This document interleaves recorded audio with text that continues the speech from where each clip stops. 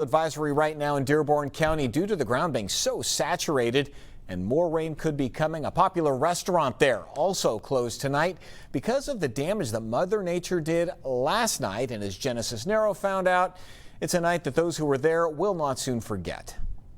It was a scary night here at Willie's Sports Cafe in Lawrenceburg, Indiana, when heavy rain was in the area while people were eating dinner, and that rain caused all this damage to happen.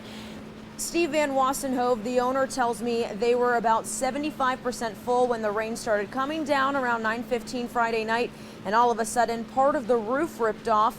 Wassenhove says there was flooding, but he's been here throughout the night mitigating with all these tarps and fans. He says he's going to be closed today but plans to reopen for Father's Day tomorrow. He talks with me about the scary moments the damage occurred.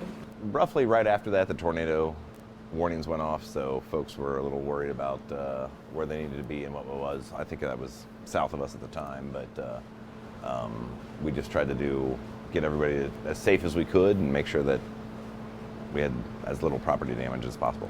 And check it out, you can also see some debris on the ground over there. That's a similar story around the tri-state area, so be mindful when you're out on the roads and stay safe. For now, reporting in Lawrenceburg, Indiana, Genesis Neros, Local 12 News.